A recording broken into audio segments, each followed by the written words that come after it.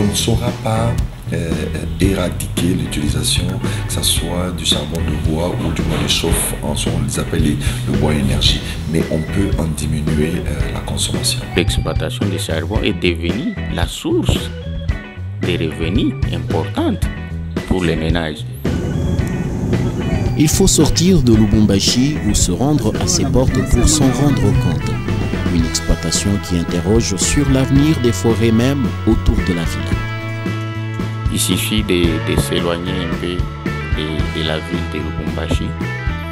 Vous verrez comment les forêts sont en train de disparaître.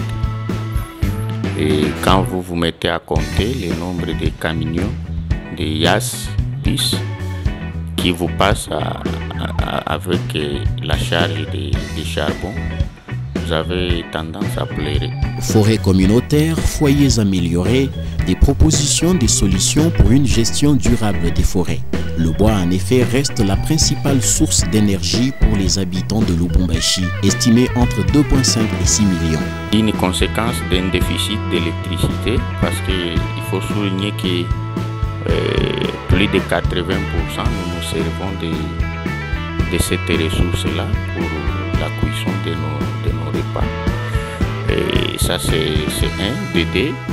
un problème aussi de pauvreté, de manque d'emploi, parce que ce charbon est devenu de plus en plus une source de revenus plutôt pour beaucoup de ménages. Mais les méthodes même de production du charbon de bois, très populaires à Lubumbashi, ne permettent pas une gestion plus écologique et plus raisonnable des bois. Les meules ou fours traditionnels, du bois empilé couvert de sable et brûlé pour en tirer du charbon, enregistrent beaucoup de pertes. Ce sont des meules qui ont une perte de plus ou moins 70% de la matière première. Ici, la matière première, il faut entendre que c'est le bois. Voilà. Donc vous avez une perte de 70% du bois et c'est seulement 20% qui est transformé en charbon de bois. Donc tout de suite, regardez que c'est déjà un fait très alarmant. Des meules améliorées qui arrivent comme une idée qui va révolutionner peut-être les usages. La forêt, son rythme de croissance ne suit plus le rythme de son prélèvement. Alors que faire? C'est comme ça que ce projet est là pour pouvoir chercher à donner des réponses sur comment commencer maintenant à produire ces charbons de bois, comment arriver à couper à des endroits où vous avez besoin du bois de chauffe. Donc là, c'est un ensemble d'outils, un ensemble d'approches que nous sommes en train de faire dans ce projet-là, qu'on va appeler projet Miombo, pour que nous puissions arriver à couper d'une manière durable ces ressources forestières pour la production et du charbon de bois et du bois de chauffe. Le projet Miombo, du nom de la forêt claire du sud du Katanga, est géré pour le Katanga par la FAO Lubumbashi. Vous gagnez en temps, vous gagnez en corvée pour pouvoir faire les découpages et le transport du bois sur le site que vous aménagez pour pouvoir produire le charbon de bois. Et puis vous gagnez aussi en revenu, parce que là, le revenu dans une même meule de même grandeur, pour la meule traditionnelle, vous avez par exemple 100 sacs. Mais si vous l'amenez au niveau du meule moderne, là, le meule amélioré, vous avez au moins 200 sacs et du bon charbon. Il y a aussi l'aspect de l'argent rapide, comme vous l'avez dit. Cultiver les maïs, attendre 3 mois, la récolte. Parfois, c'est une récolte aussi catastrophique.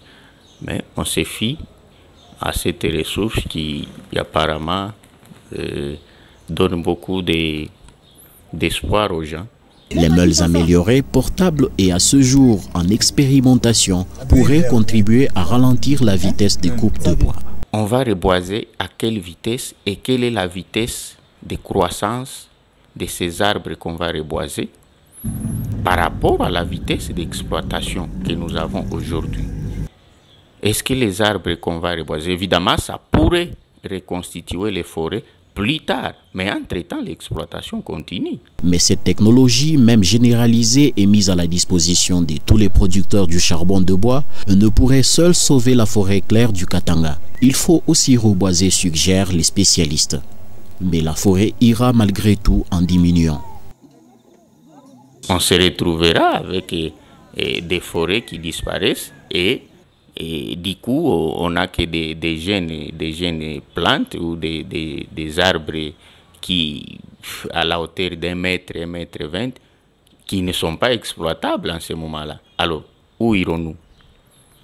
Qu'est-ce qu'on va encore exploiter? Donc là, c'est un peu compliqué. Il faut beaucoup réfléchir sur cette question de quels sont les arbres que l'on peut reboiser pour combler à la vitesse de l'exploitation actuelle. Et c'est tout l'embarras dans cette région où, d'après un rapport du ministère de l'Environnement de 2014, la coupe du bois énergie, et pour des raisons agricoles aussi, passe pour première cause de destruction des forêts. Il y a 2 actions à la fois. Il y a celle de l'aménagement du site, la manière de pouvoir couper, c'est à quelle hauteur que l'on doit couper pour permettre qu'il y ait des rejets de souche. Et puis aussi, par quelle façon nous sommes en train de faire la sélection des essences. Et donc, quand vous entrez dans ce site-là, vous voyez qu'il y a des prélèvements et non pas des coupes rases, des coupes à blanc. D'où l'importance de développer l'énergie hydroélectrique d'un très grand potentiel en RDC. Mais le secteur reste sous-exploité à ce jour et l'infrastructure existante, mal entretenue et débordée par les demandes des industries, mais aussi domestiques, principalement en ville. Le bois énergie s'imposera encore un temps comme incontournable pour la cuisine et certains travaux comme la fabrication traditionnelle des briques. Et les forêts, elles, poursuivront peut-être encore leur disparition.